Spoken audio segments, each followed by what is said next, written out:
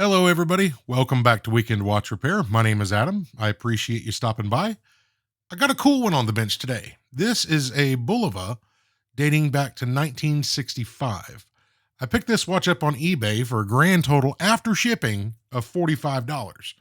And part of the reason was that after that last watch we had on the channel, that Walkman triple calendar chronograph with the Valjoux 723 in it, budget was pretty shot. You know, the channel budget was pretty shot with that watch, but it's a super cool watch.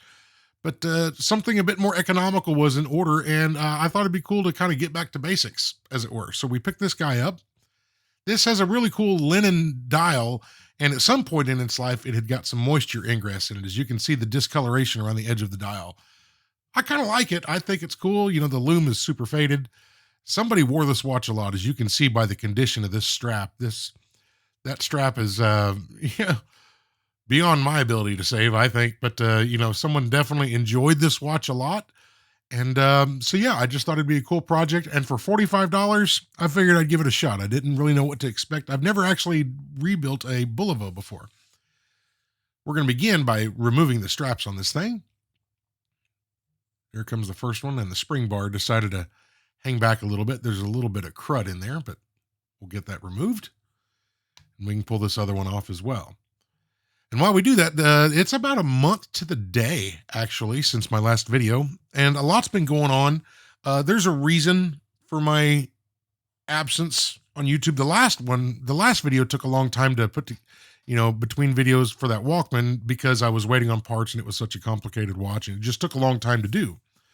This watch is not as complicated, obviously, as that one. But, there's a lot of things going on that kind of kept me away from YouTube. And while we kind of take this thing apart here, I'll just kind of explain it real quick. I was telling the patrons of the channel, I'm sorry for taking so long between videos. Real quick, that gasket, to me, when I was looking at it, seemed awful wide. It seemed to be a lot wider than it needed to be. As it turns out, it is. And I'm going to go ahead and put a full wind in the watch. We'll put it on the time grapher real quick, and we'll show you that. But the reason for kind of the delay between videos, between the last one and this one, is I'm in the central US, and it's tornado season here. And so on April 27th, I believe it was, we had a bunch of big storms come through, a bunch of tornadoes. I wasn't hit, thankfully, but some friends of mine who lived in a town called Holdenville, their property saw some damage. I went out there and tried to help them do some cleanup. And then about a week later, we had another big round of storms come through. A couple towns were hit pretty hard. One of them, I know people in personally. They lost a lot of stuff too. And a lot of people got it a lot worse than they did. So it's just been, when I was either working or kind of going out there to help them, I really wasn't working on watches. And it just seemed to be not as important, in the grand scheme of things. So that's kind of what's been... I haven't been at the bench a lot lately, but I'm back. And thankfully, after this whole ordeal, all I lost was a couple shingles on my roof. The storm front passed over me, and we got a bunch of high winds, and then the tornado came down about 2 minutes after it went over my house, so I got lucky. But, that is the nature of where I live and stuff we all deal with, and so, we will rebuild. And and they do. So we see it every year, but that's kind of why it's been busy. Work has been pretty busy too. We had a team member kind of resign on us, and we've been covering their work and looking for new employees and everything else. It's just been really busy. So sorry for the break on YouTube, but real life gets in the way. And so, we have to deal with that stuff, and I'll work on watches when I can. But I'm really glad to bring you this video. It's a fun project, and I hope you enjoy it. So we got the movement and everything out of the case, and got the stem put back in. We're going to go ahead and line the hands up so we can remove them, and we'll just put a piece of plastic over it so we don't damage anything while we do it. And we'll use these levers to do that. I've also got a Presto tool, and I've really never got the knack for that. I see some people using that tool, and they just pick the hands off super quick and easy. To me, I'm always kind of fumbling around with it, so I like using the levers. And oddly enough, those ones you saw were a name brand, not inexpensive either. And it just depends on what I'm doing. I'm going to use a different set of levers here to remove the small seconds hand. And these were I think they were Amazon or AliExpress, about 1/10 of the price, and I actually like them better than the name brand ones. So go figure. But what I think's cool about this shot is you can see the texture of that linen dial, and there's some kind of circular patterning inside that subregister part of the dial, which is pretty neat. So now we can go ahead and loosen the two dial feet screws holding this dial in, and go ahead and separate those. I seem to forget where my camera's aimed at times, so just kind of bear with me here. There we go. Now we get a decent shot of, what that dial looks like outside of the case. And you can definitely tell around the three. That's where most of the moisture kind of came in. It obviously came in through the crown. But we can begin disassembly of this movement. This is a Bulova 11AL movement. There are a lot of different models of the, I guess, Bulova caliber 11. There's an 11 ALS, which I believe was just a center seconds, is either ALC or ALS. So there's 7 or 8 different revisions of it, that I saw during my reading on this thing. It's a very straightforward movement, but you know what? Uh, Surprising or maybe unsurprising, although because I'm not just familiar with the brand that much, but I was really impressed with the quality of this movement. And I think, these things are a bargain. And this watch is only 32 millimeters, which was typical for a men's watch at the time when this was made.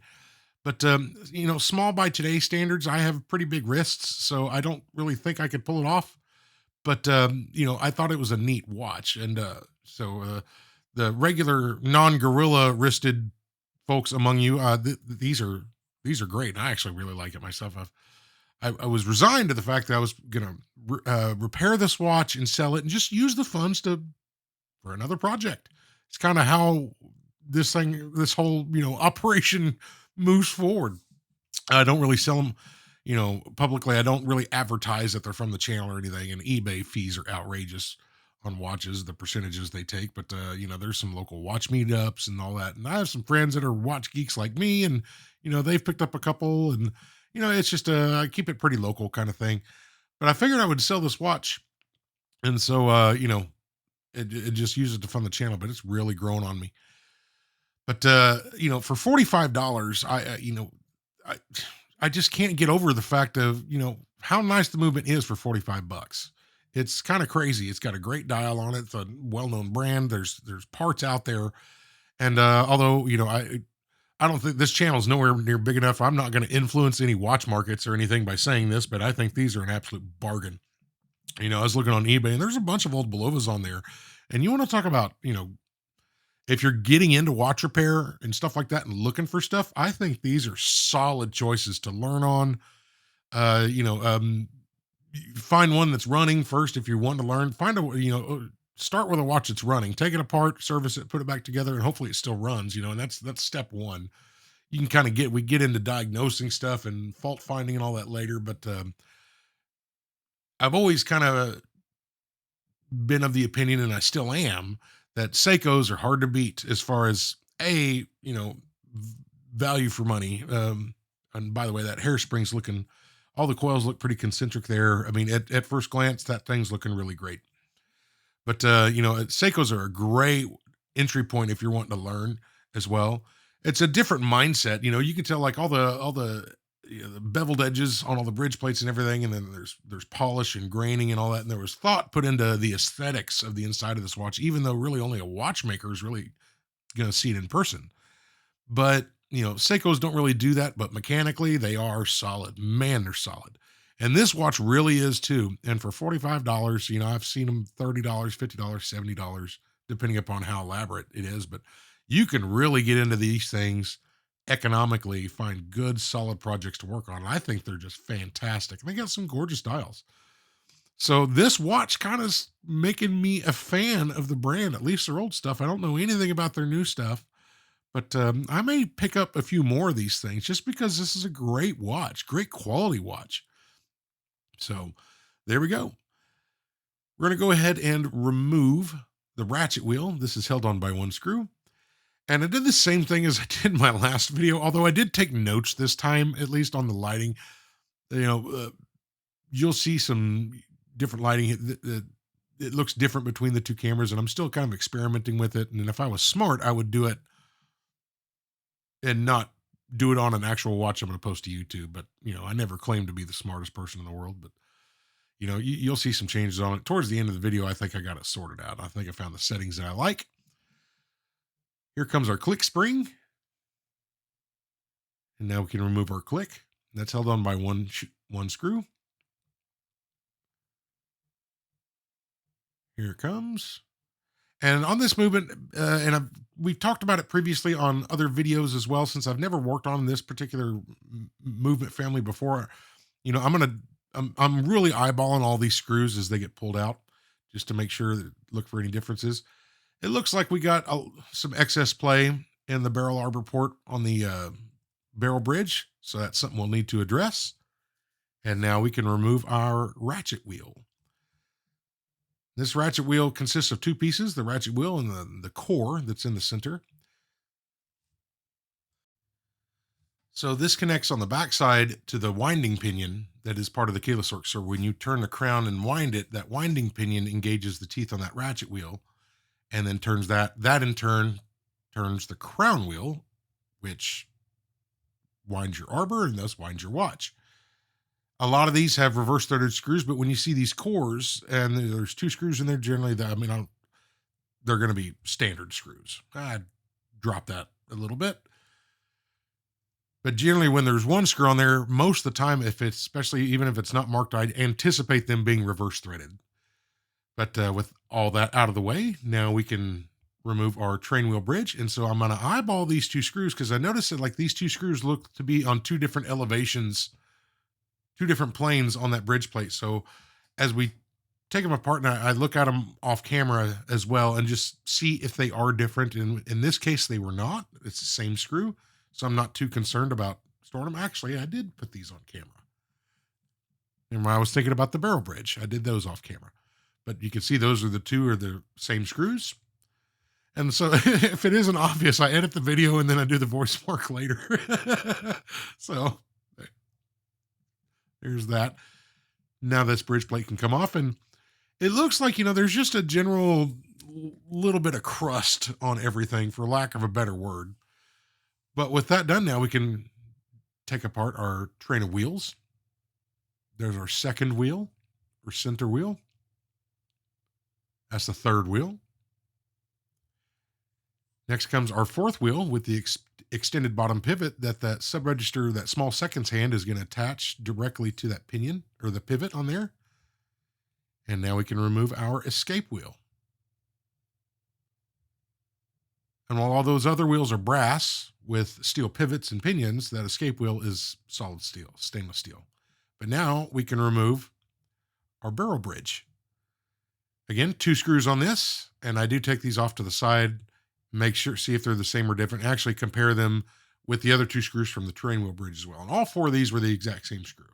So I'm not concerned about keeping those separated. But now I'm just very, very gently going to lift this up and break the tension that's holding that bridge plate down. And we can go ahead and pull this off. Eventually. There we go. Flip this over, and I noticed that the setting lever screw decided to come with it. And at first it didn't really want to come out. And like I said, there's a little bit of crust on everything. And if you take a look at that barrel arbor report, you can really see it there. There's just a lot of gunk in there. One of the reasons why, I know I was rambling on about something else during the time grapher, but one of the reasons why we saw that lower amplitude on that is just kind of that general, everything's kind of covered in this gunk. Out comes the barrel, and we can go ahead and disassemble that. I know my fingers are covering it, but I'm just getting my fingernails over the teeth on there and pressing that down while holding it still. And so when you press down on that, the lid will pop up, and we can go ahead and get those separated. And so one of the things I'm doing different on this video, some people have asked for it, and I tried my best to do it here, is, they've wanted to see more about the cleaning process. So I've put in a bunch more footage, although, not everything, but I'll do something to one part, I'll do it to 10 different parts, but I'll show you one or two of them, but it's the exact same process. But I'll show you my cleaning routine that I do on each watch. Again, the professionals among you are more experienced out there. If you have different ideas, I'd love to hear them. I mean, it's pretty tedious, but it always seems to work for me, and the parts come out pretty clean. And now I'm going to go ahead and remove this mainspring from the barrel. So I'll just get a coil or two out where I can get my tweezers underneath it. And I'm just going to kind of rotate it in this orientation a few times until I can get enough of the spring out that then I can get my fingers underneath it.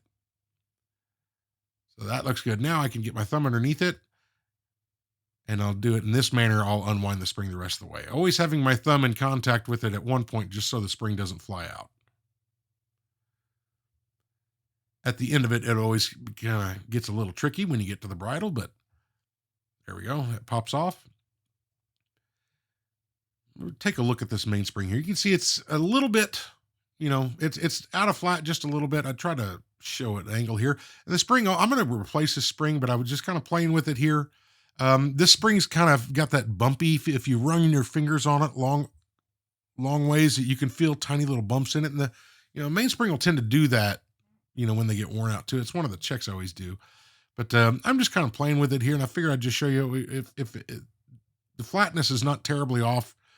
You can kind of find where the bend is, and then I'm just kind of adjusting it a little bit here and there, tiny little adjustments each time.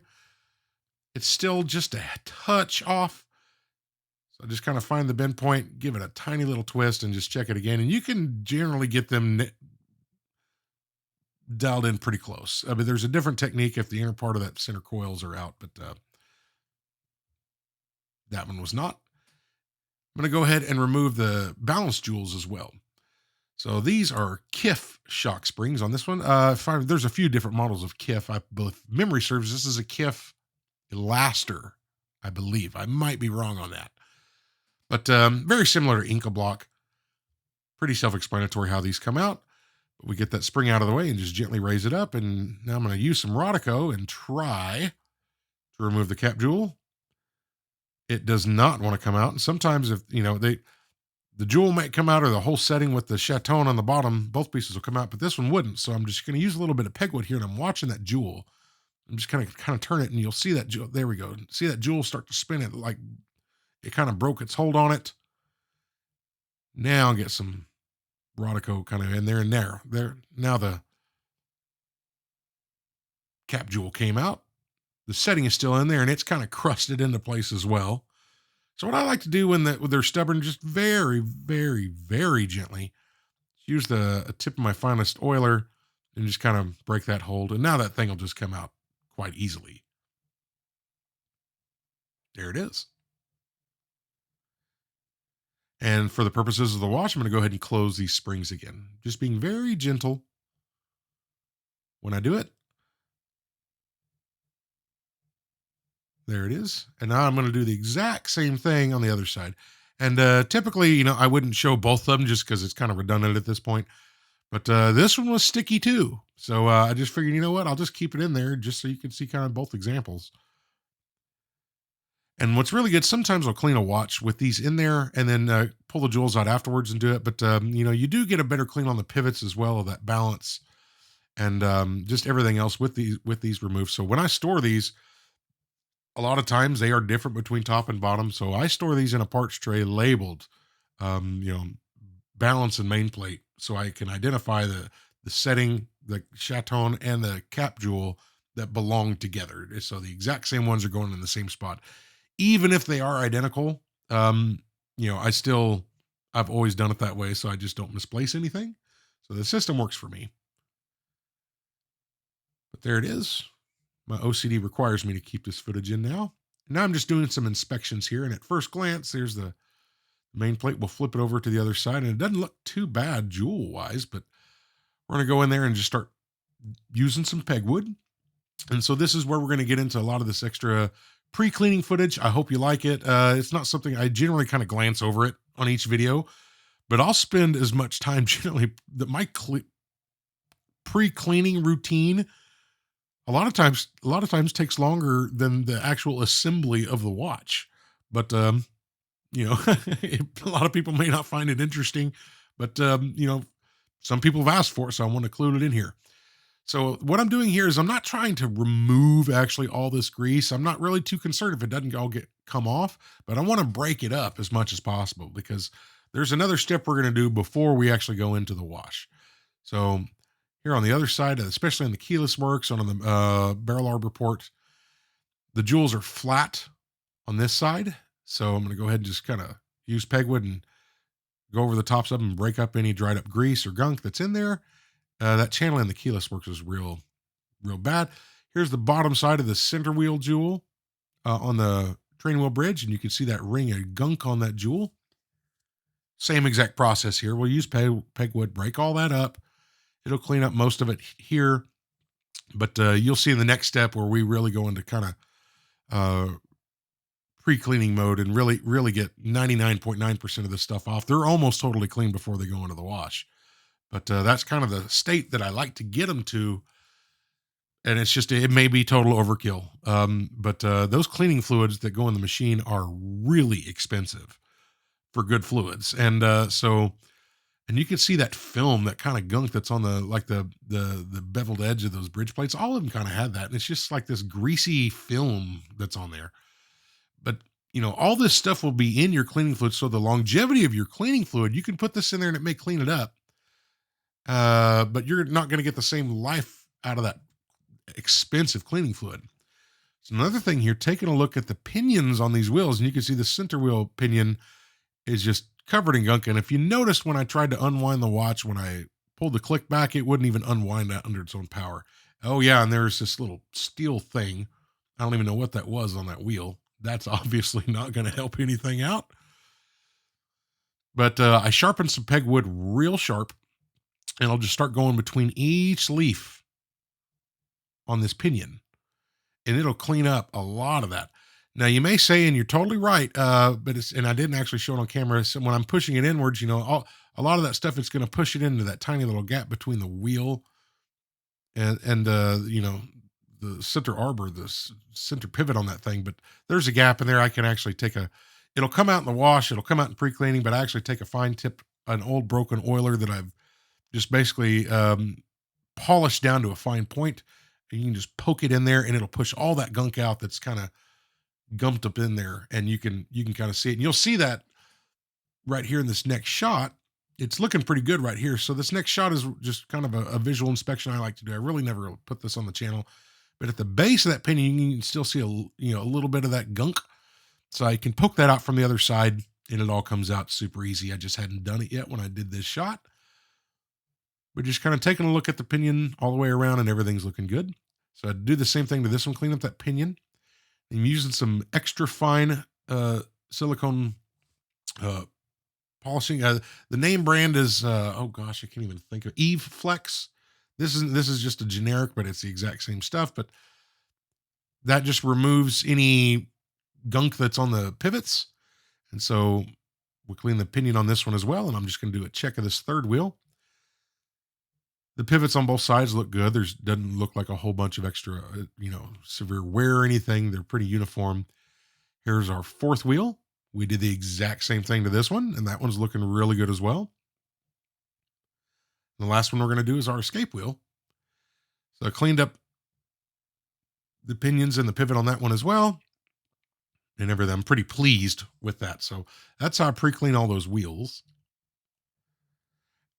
And next thing we want to do before we go into the last part of pre-cleaning, I want to go ahead and get the repair done to the barrel bridge arbor port.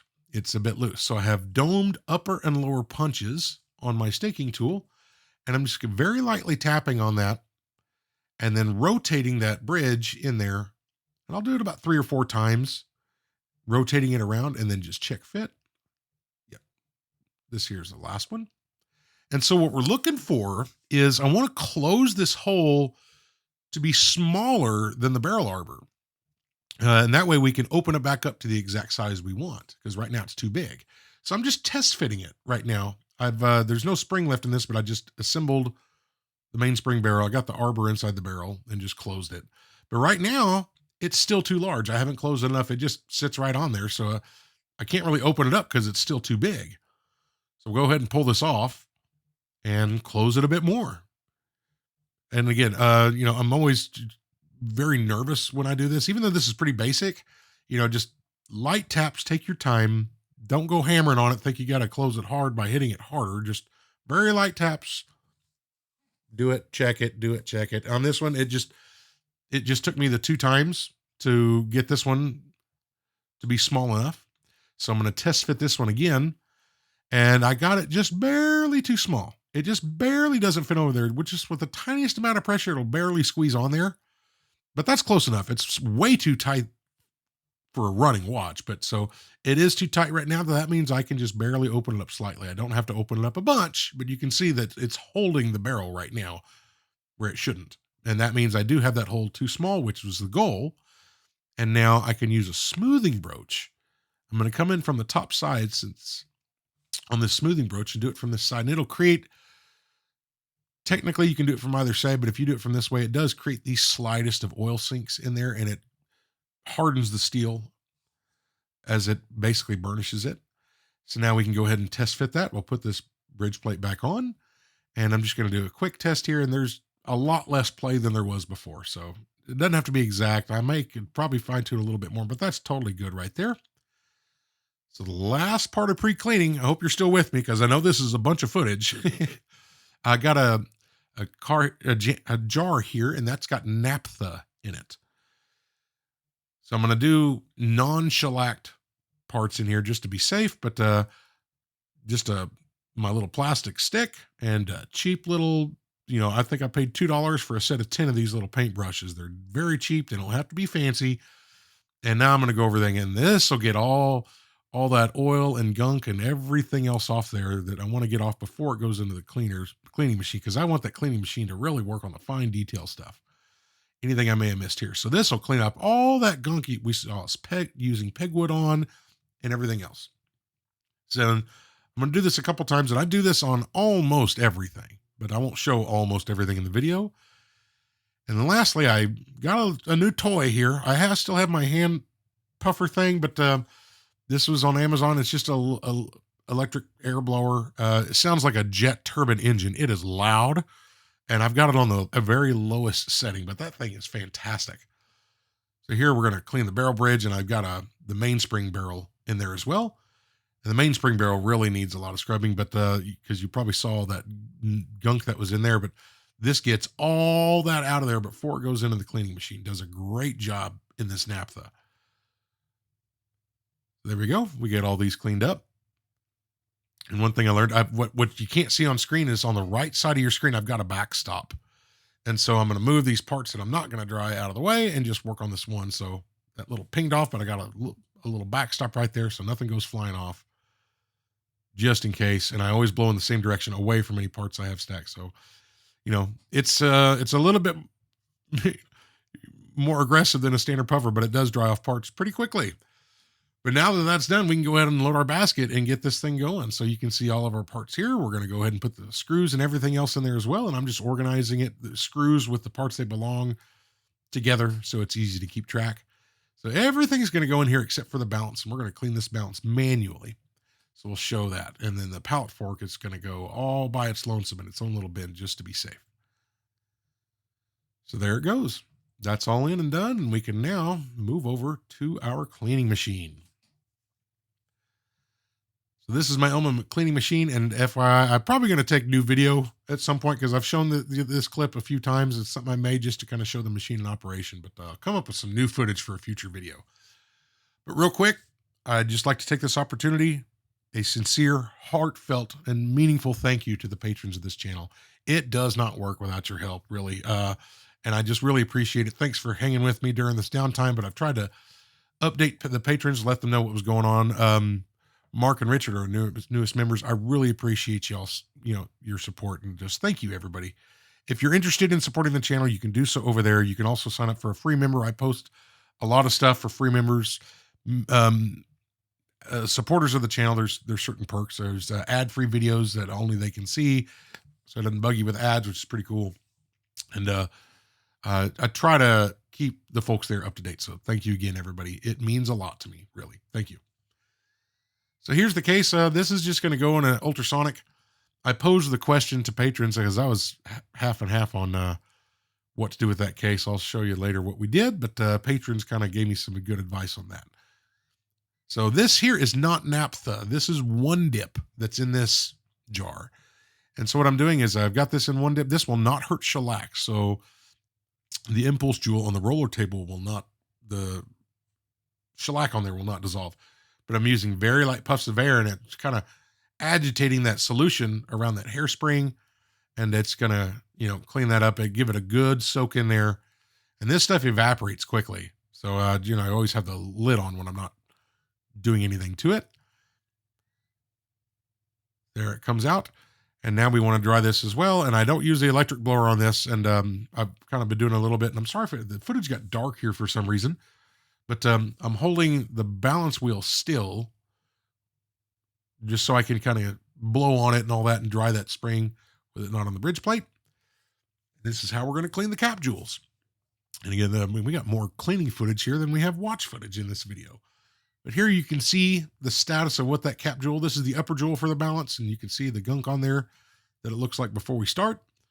So my process on these is to go ahead and do a first soak in one dip. Here's one, and I'm not using the right tweezers, and I pay for it. Oof. And that's where you have a heart attack because, oh man, I don't want to lose that, but it was just right there on my bench. I have a set of tweezers I use just for jewels that I've shaped and I like, and I wasn't using them there, and I don't again when I pull it out, but I don't drop it at least. But that one's on me. I have jewel tweezers and I wasn't using them. But after I soaked it for a couple minutes, and we'll pull the cap jewel out. And what I'm doing is I'm placing this flat side downwards onto the paper. And I just have a sanding stick here. That's a 7000 grit. It's just something soft. Leather works really good too. But I'm just kind of buffing the face of that crystal, and that sanding stick will kind of hold that jewel in place. And so when I basically sand it, it's just going to remove any hardened grime that's on there. And we'll take a look after sanding, and it almost looks perfect. But I can see a few tiny little spots of something around the edge of the jewel. So I'm just going to use a little bit of Rodico, kind of rotate this thing a little bit, and just getting it as good as I can. And then I'll soak it one more time in one dip after I'm happy with it. And I'll use pegwood on the chaton as well. That's not on camera, but I pegged with that. So after the one dip and my jewel tweezers, that's looking pretty darn good. So now we can go ahead and assemble this thing. So we were assembling it basically upside down. We had the flat side facing upwards, and now we put our chaton on. Just like that. And I left this wide shot just to kind of give you a bit of perspective here, but now we'll bring in our automatic oiler. I like to use this when I can. It makes the job a lot easier and less fiddly. But it is not necessary. It is an absolute luxury to have it. You don't necessarily need one to do it. And I learned not using it. I only got one, a year ago. But with that done, now we can go ahead and put this thing into the watch. There we go. Just drop it in there, make sure it's all the way down, and we can close our spring. One thing here, it's difficult filming it. You got to kind of come at these things at the right angle. So with me not wanting to move the thing out of the center shot of the camera, I'm kind of coming at this other, edge of this finger on the spring at the wrong angle. So I fiddle with it for a minute, but I finally get it to go in. There it goes. But those are great. Good springs. We did the exact same thing to the lower jewel. Drop that into place. And we can set this spring down as well. Just be very careful when you're doing it, because the last thing I want to do is basically pop that spring out of the hinge. And I would not imagine that would be a fun process to reattach it. And those things are tiny. You put them in your tweezers, and those springs just go flying everywhere. So I'm as gentle as I possibly can be. But now we're just going to give this thing a test. And I also want to take a look at the hairspring, see how it's running, see how it looks flat, and you really tell once it's back in the watch in its final place. And that thing's looking pretty flat. I also checked its position in between the indexing pins on the regulating pins, and everything was looking really good. So now we got our replacement factory Bulova mainspring in. Thank you, eBay, for that. We can go ahead and pop this thing into place as well. So these come pre-lubricated, and I was actually looking at this real close under the microscope because I've bought old springs before, new old stock springs, and I pull them out of these things and then clean them and re-lubricate them. This thing looked fantastic, so I'm just keeping it. The lubrication that's on it, we're going to go with, because I mean, it looked like it was made yesterday. Obviously, it wasn't, but it looked great. So we're using that, but that thing popped into place quite nicely. And the one thing that's great about using factory replacement parts is that, when you buy aftermarket springs, sometimes that center coil, that inner coil may not fit the arbor just perfect, but it sure is nice when you get a Bulova spring made for the same Bulova movement. That arbor that's about as good as it gets right there, folks. Anyone who's done watches, you buy General Resorts mainsprings, which we all have done for a lot of stuff. A lot of them work great. Sometimes it's a hair off. The 6138, 6139s, the spring they say you use for that movement on there's a different part number that works immensely better. And it's because of the size of that inner coil. The spring length, the width, and the height are all identical, but that inner loop is different. And that's the one dimension on a mainspring they don't tell you. But we're going to go ahead and lubricate all the points on this thing. And now we got our mainspring barrel assembled. We can begin assembly. And so I'm going to do this one a bit different. I'm going to oil the port on the main plate before we put this in. You can do it this way. You can oil it from the other side like I generally do. Doesn't really matter. And then that is the port for the setting lever screw. So we'll go ahead and just get that taken care of now because I don't want to forget it. Mainspring barrel goes in. And here's our setting lever screw. Perfect. Next up, we can go ahead and install our barrel bridge. You can see the thing cleaned up quite nicely. All that gunk on the beveled edge is taken care of. Oddly enough, this is the easiest bridge plate to put on the watch, and I fiddle with it longer than anything else. But I finally got it into place there. So it sits down nicely. And we'll go ahead and reattach these two screws. And I should note, for whatever reason, I guess I just didn't hit record in time or something, but I did oil the upper barrel arbor port on the barrel bridge. It's not going to be shown later during the rest of the lubrication, but I figure while it's on my mind and I'm doing this voiceover work because we're installing the bridge, that did get oiled at this juncture. Right when we did that before we put the ratchet wheel on. But the bridge plate is in place, and now we can begin assembly of our trainer wheels, beginning with the escape wheel. That drops in quite nicely. And now I'm trying to make sure that extended pivot on this fourth wheel finds the jewel hole, and once it does, it drops down into place, and now we can do our third wheel.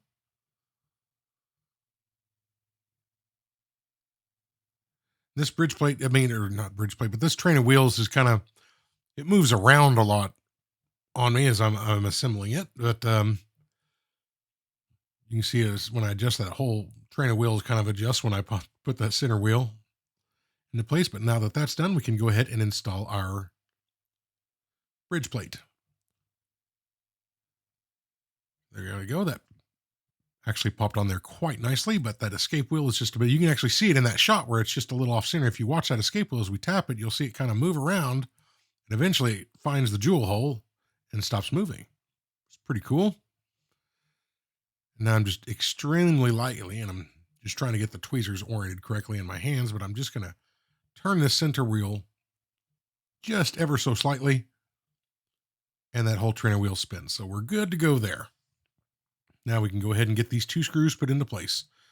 And again, we did our homework earlier, so we know that the two screws on the two different elevations on this bridge plate are still the same screws. So I did test it before I tightened them down fully again, and we were all good there. So that got tightened up, and now we can begin putting the rest of the stuff together. So I'm applying a little bit of grease here on the barrel bridge where the ratchet wheel, where the crown wheel is going to rotate. So we get that into place. And now I'm going to apply just a touch more grease on the inside rim of this crown wheel where the core is going to sit. And the core will be stationary and the ratchet wheel is going to spin around it, but there is friction there. So we'll drop that into place and align those two screw holes. And now we can install these two screws. And these are tiny little screws. Surprisingly, one of these days I want to do a shot where I have those two screws, but like show them in my hand or something, because We're shooting under macro, but man, those things are small. I would say the hairspring stud screw is going to be smaller, but there's very, very few screws on this watch that are smaller than those too. But assembling the click, we went ahead and lubricated the post and drop our click into place, and that's held on by one screw. With that on, we can put on our click spring. And this one here is really simple. Thankfully these are about as easy as it gets right here. There's really no tension on it right now. So just hold it down with my tweezers and just use a little plastic tool here to pop that spring into place. But I notice like it looks to be on the right hand side of it. It needs to go backwards a little bit there we go. Completely unnecessary, but my OCD is satisfied when I do that. But I do want to put a little bit of grease where the click is going to meet that spring. And the microscope footage, my hands were really kind of in the way of it. So we're stuck with this view here, but I'm just applying just a tiny dab of grease right there where the spring and the click are going to meet, and just cleaning the excess up right here. So that's good to go. Now we can put on our ratchet wheel. And so the hole in that ratchet wheel is keyed. So it needs to fit on, it'll only fit on the barrel arbor in a certain orientation. Well, 180 degrees apart. But with that in, we can go ahead and tighten that thing down. And now I'm just using a plastic tool to hold the ratchet wheel still while I torque that screw. And I say torque, like I'm not really turning it hard, but just checking the movement, and we got a really great bounce back on that. And that's caused by just the tension of the spring and the ratchet wheel being in place and all that. That's beautiful. That's looking great. So we're good there. Now we can move on to our pallet fork. And so this is one of the most delicate parts in a watch. So, and extremely delicate pivots. So I'm just being extremely careful to make sure this has found its home and is in there properly. And now we can manipulate the pallet fork bridge into place. And this one was a tight squeeze on there. Those locating pins on there are a very tight fit to that bridge. So just kind of very slowly working it down. There we go. It's in place. And just slowly, I just screwed it down and just making sure everything's good. And once I had it done, here we're just putting the final tighten on those two screws. And the last thing I want to do is I'm just going to put a couple turns in this thing, nowhere near like a 5% wind, really. Just a couple turns. And I want to check the action of this pallet fork, the locking and unlocking, make sure it's springing back and forth like it should. So we'll just very gently move this pallet fork back and forth. And that's acting exactly like it should. So we are good to go there. Now we're going to apply some escapement lubrication to the exit stone on the pallet fork. We're going to do this 3 times. We'll show you the one here. We get a light drop of that and then apply it to 5 teeth of the escape wheel at a time. Repeat that process 2 more times, and now we can install our balance. And so I did this once before where I had this other shot on the top view. I thought it'd be, it's interesting. You can see this view on the main screen, but what you're looking at on the top left is kind of my point of view when I'm doing it. Let me know in the comments if you think it's too distracting or something. I figured I'd do it one more time here. A couple folks seemed to enjoy it last time, but didn't really get any feedback either way. I just thought it was a cool idea. So just to put them both in there. But with that done, we can go ahead and tighten our balance down. And now that thing's looking really sharp. I'm liking it. Now we can go ahead and lubricate the rest of the wheel train. So starting with the center wheel and working our way down to the 5th wheel. And I'm using different lubrication on that center wheel. It's HP 1300. I'm using 9010 on the rest of the wheel train. And I'm trying to progressively use smaller and smaller amounts of oil, which are, as I get down the wheel train, we flip the watch over and we'll do it to this side too. And I made a bit of a mess there on that center wheel. I got a little bit in there. I'm going to clean that up with Rodico. There it goes. Here's our 3rd wheel, our 4th wheel with that extended pivot, and just to give a different perspective here, we'll change the view up, and that's kind of how I'm doing it. There's the escape wheel.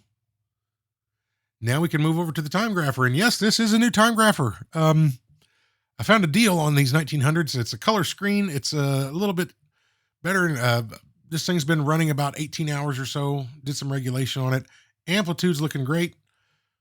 A buddy of mine was wanting to get a time grapher too. So he has my old one, which there's nothing wrong with it. But this one here, I like the multiple color lines, and especially when you're setting beat error. Right now we got 0 beat error, but when it's off, you can see different color lines. It's easy to distinguish entry and exit. And so they say that model can also do like coaxial escapements. I've got an Omega watch. It's got a coaxial in it. It gives a reading, whether it's accurate or not, I don't know. But they say those old ones, the old 1000 series, they didn't really, it'll give you a reading, but it's not necessarily accurate. I don't know. But upgraded the time grapher because I saw a really good deal on them. So I just figured I'd get one. So there we go. Now we're installing our keyless works. We put our winding pinion in. Now we're applying a little bit of grease to the sliding clutch here where it's going to engage with the winding pinion. Drop that into place. And I kind of got lucky there. I swished that thing, nothing but net. It dropped right into place. And putting some grease here where the yoke is going to sit inside this channel. And that's more grease than I need, but it won't hurt anything right there. Now I'm applying some heavy grease to the stem before we install it. In a few different spots here where it's going to engage with the main plate, the setting lever, and the winding pinion and sliding clutch, and then just a bit on the tip. Right there. Now we can install this. So this goes in, and we need to tighten the screw, which I got my hands told. This is actually the best camera footage out of all three, sadly. But we tighten that setting lever screw, give it a check, and everything's nice and locked into place. So now we can install our cannon pinion. So in order to do that, we need to grease the pivot on that center wheel.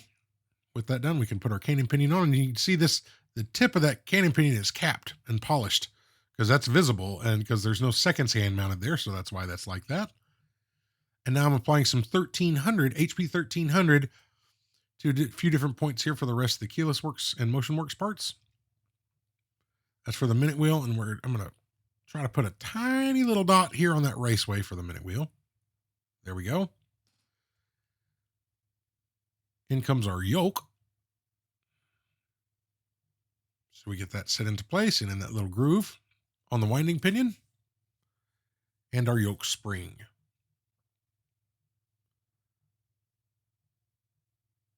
So we get this put into place. I'm going to use a plastic hold down tool just as before to kind of keep this thing from flying off as we set the spring into place. There's one side, and we'll bring this other one around, and it needs to go over that little right there. That's actually, I was doing that at first. I was like, I'm sure that's not right. Does it not fit on that side of the main plate there? And then I went and checked the disassembly video, and that's exactly where that spring was. So just making sure I had it back in the right spot and applying some grease there where it's going to contact the yoke. And notice that yoke could kind of come out of the winding pinion a little bit out of that little groove. So we're going to pull this back and get it into place. Now I'm going to pull it back a little bit further and hold it down because I want to grease the contact points between the yoke and the setting lever. There's a lot of friction right there. So I'm just using some heavy grease and putting just kind of a light film over all the mating surfaces right there. And later I'll go over with Rodico and just kind of clean up the excess a little bit. But there we go. Now it's time to put it on our setting wheel. And you can see one side is flat and the other side is beveled. So I want to make sure that that beveled side right there goes downwards towards the main plate. It's something I checked when I removed it too. I would venture a guess to say 95% of them when they are beveled are like that. I've come across a couple where they're the other way, and the manual even shows them the other way. I don't know why it would be the other way, but I always put them back in the orientation they're supposed to be. And then before we put on our setting lever spring, I'm just going to grease that post there on the setting lever where that spring is going to engage. So there we go. Spring goes on. We'll just line everything up. And I think I left. Hey, you actually see footage of me putting a screw in. I do that on everything, but I usually just put it out of the video because it takes so much time in the video. My videos are usually really long. So we get that screw in. I'm going to loosen it up just a hair. I don't want it fully tight. But just use this opportunity before we put the spring in place to go ahead and apply some thick grease right there. And I know we've already lubricated that post, but if I put it there also, it's already kind of in both channels on that setting lever spring. So when we pull the crown up for the first time, we won't be pulling it into a slot that doesn't have lubrication in it already. It just makes it run a lot smoother, and then just clean up the excess, just like that. You saw we got that screw tightened down as well. So now we're just going to give everything a quick check here. Again, pretty simple and straightforward keyless works, but everything's working like it should. It feels good. So now I'm going to apply just a touch of HP 1300 to the outside of the cannon pinion. And that's where our hour wheel is going to mount. And the shaft or the stud on that is what the hour hand is physically going to mount to. The cannon pinion is actually what the minute hand is going to mount to. There's our dial washer, which is going to put downward pressure between the dial, which we're installing now, and that hour wheel, so the hour wheel doesn't raise up. That dial pops on quite nicely. I did loosen those dial feet screws. I tighten them after disassembly so they don't come loose during the wash or anything, but we loosened them before we put the dial on, and now we're just tightening those back up. Now, I'm just going to give this thing just a run over with some clean Rodico and just pick up any little debris that may be on this dial. And, originally a long time ago, I wasn't a fan of these kind of aged or, patina dials or anything. And I get it now. Like, the more I mess with them personally and they're in front of me and I'm working on them, the more I actually really like them. But we can go ahead and get the center seconds hand on. I'm just very gently. These things take the lightest touch there, and even the lightest touch when setting them. It does not take a lot of pressure to set these hands into place. But we'll do that. We're on our cushion here, so it's going to move, but it's putting very light pressure on that. That is not, it looks a lot harder than it really is. So now, next up, just using my plastic tweezers here to handle these hands. Since there's no calendar complication in this watch, you can mount the hour hand anywhere. Does not matter where you mount it. So we'll just kind of put it here. And once we get it set into place, we'll orient it correctly before we put the minute hand on. But now we can go ahead and press this hour hand on, and I'm trying to seat this hand downwards. And what I want to do is get it flush with the top side of the hour wheel. That's where I like the top of the hand to be, right there. Generally, that's kind of where they're all lined up. With that in place, I move that to 12, and now we can put our minute hand on, because now the position of the hands matters. So get the minute hand on, get that lined up to 12 as close as we can get it. Take it over to the hand press, and we'll press this down too. And so I want the top of the minute hand to be flush with the top of the cannon pinion. That generally, I mean, that's kind of a general, most watches are kind of that way. But we'll do that. And then what I do here, I hardly ever show it, but I'll show it here. After I put the hands on, I'm going to go ahead and look at a profile view of that, just check spacing between the hands, make sure the clearance is good, everything else. And now we're just checking alignment. So try to line up 6 o'clock. Make sure that everything, the hour hand and the main hand are both lined up dead center on there. And that looks really good. Then I'll wind it back to 12. Make sure that everything is looking good again, up and down. Because the one thing I absolutely hate is a hand that's just barely off. It drives me nuts. So sometimes I do spend a lot of time making sure that's right. So now we're going to go ahead and put the new crystal in the case. And I will say thank you to the patrons of this channel. I asked the question, because I was on the fence. Do I want to just do a full-blown, restoration of the case and repolish it and everything else, or keep the scratches it's on it, kind of thing, let it tell its story? Because I personally like the look of a watch with an aged dial and where the case has been redone. That's me personally. But I get that I'm kind of in the minority on that too. A lot of people like just the watch to tell its story, and I totally get it. And, I like it too, but I also like doing casework. The overwhelming majority of patrons suggested just clean it and leave it alone. And so that's what we're doing. And you know what? They are right on this watch. We're shooting in macro. So when you look at it, you're going to see every minute little microscopic imperfection. But I'm making sure that that crystal's all the way down.